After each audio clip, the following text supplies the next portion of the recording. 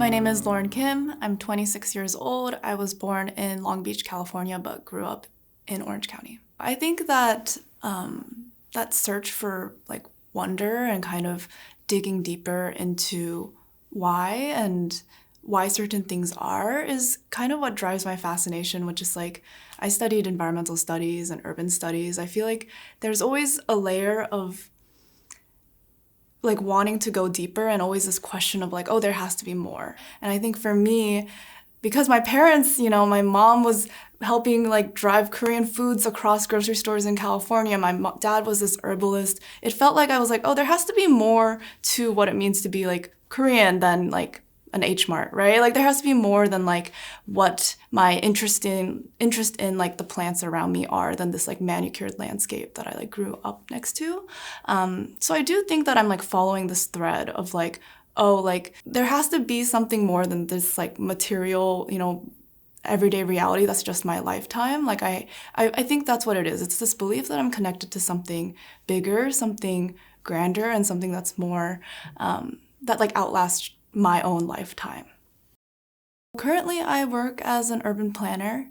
I focus mainly on, I describe them as cultural and community assets. So I think that my kind of transformation into my like current career path was that I focused a lot on environmental justice and thinking a lot about equity and what it means to be a person of color in the environmental field. And I think that being in a space that was predominantly white in college and in my chosen career path made me think a lot about like, okay, like my role in this field means that I need to represent diverse communities that have not historically been included in these decision-making processes. And what I realized after doing really intense like organizing, justice-focused like equity work was that this is not the field or the exact work that I think drives that type of change. And so what I realized too was that trying to reframe my work and how I think about organizing in terms of joy. So not necessarily just justice first, but like joy and beauty. And so that's why I started working on a lot of parks and cultural centers. Right now I'm working on a project that's an arboretum in San Antonio. And I think that reframing of how I think about place is that, oh, it doesn't mean that like we're not thinking about what it means to build inclusive, equitable communities, but that all communities deserve beautiful places. All communities deserve places to feel joy. And I think that connects again with that curiosity and wonder. And I think where I find those places are like in nature, in community centers, in food and restaurants. I think that my connection to like food systems is really also a really foundational part of why I do what I do today. So my dad currently runs an acupuncture clinic in MacArthur Park. I would describe his clinic is called Hajo Holistic, and I would describe it as an acupuncture and apothecary. And for a while, we were looking a lot into what it meant to be a community-based acupuncture clinic. There is a long history of community-based clinics in the US and around the world that actually started with Black revolutionaries and about what it means to bring acupuncture to wider audiences. And so when my dad was starting this clinic, I actually kind of pushed him to be like, why don't we consider like making this a nonprofit? Like, why don't we consider making this a community-based clinic, like what that means? And I think what we ended up deciding is that right now, the space that we have, we're not able to serve large amounts of patients at a time, which is kind of the foundation of community-based clinics, is that you offer low-cost, affordable care at high quantities that reduces the price and then just like lets as many people as they can get in. But I think that what we kind of want to achieve for, down the line is to get a larger space to be able to do that type of work. But I would describe Hajo Holistic as a clinic, but also a kind of public education space, and thinking a lot about what it means to transfer knowledge and share knowledge with both patients and our general community as kind of how we're incorporating that community-based model into our current practice. I think there are certain moments in my life where I've seen traditional healing and modern medicine technology intersect that has swayed me one direction or the other. So when talking about the balance that, we want to find in our lives, or I want to find for myself between healing and traditional healing and modern medicine. I think about, for example, how, at least in my family, like how my parents' generation thinks about mental health, and how sometimes thinking about Western medicine, whether that's taking antidepressants or different forms of medication to help with mental health, is not necessarily the first answer that my parents would go to in terms of like how they would treat or process mental health issues. And so I think, especially for me and my sister, when we think about that tension, it's that, oh, like we as adults have kind of the agency to make health decisions for ourselves.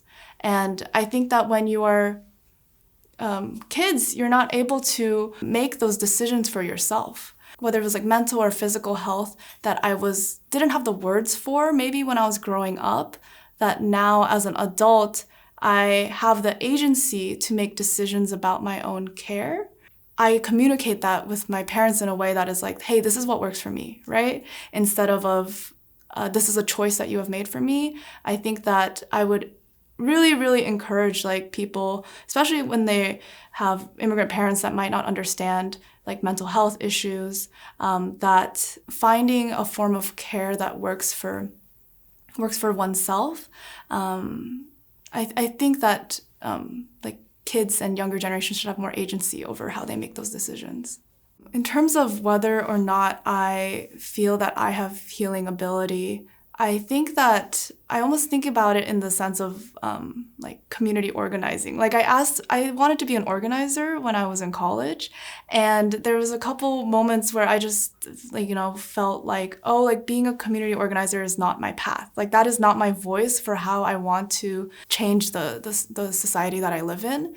And when I ask that question to myself now, it's like, oh, what is the voice that I want to use to like positively impact my community? I lean towards I was like, oh, I think I want to be a healer. And I don't know if it means that I am a healer explicitly in the sense of, oh, I see patients and I like deliver treatment as an acupuncturist, but I want to be a healer in the sense where it's like making connections with people and also helping people make connections to systems that are larger than themselves. So I think when I think about healing, I think about how I want to like be an educator one day, and how there is just a way that I think about my relationships that I think is very much grounded in what it means to treat a patient with compassionate care.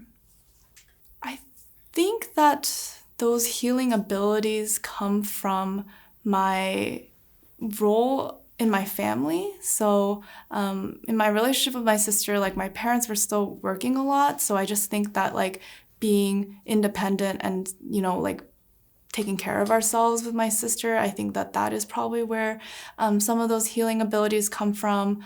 I do think that the connection that I have with my family, my grandparents, and my extended family, I think that has given me a lot of perspectives in terms of like I am bigger than just my individual self. And so when I think about what it means to be a healer, I think that as I've like grown older in my life, it's been hard to separate myself from my family. But I realize that is kind of the important task of growing up, right? Is to define the I in the we of my family. And when I think about how I do that, I think a lot of it comes from like maintaining my lens for why I am interested in this work, why I maintain relationships with my family, like why I exist really. Like it's defining that for myself that allows me to build relationships and like continue learning about healing in a way that I think is life-giving for me. In terms of what I would like to share with my parents, I think that it would be a thank you, of course, right? Like I think that in a lot of ways they have cultivated me into a really independent thinker and person. And I think because of that, I have been able to come back to my relationship with them in a way that feels reciprocal. And I think to them too, I also want to affirm to them that it's like, sometimes I feel like they think that it's like, oh, I'm doing this for them, right? I'm doing this because, we need to find a job for my dad, or like we need to figure this out. Where I think that actually I want to say to them, it's like, oh, I'm doing this because I am interested in, and like I want to do this. Like I think that this is an opportunity for myself to grow and learn that is invaluable and I can't find elsewhere. My name is Lauren Kim, and this is my Korean American story.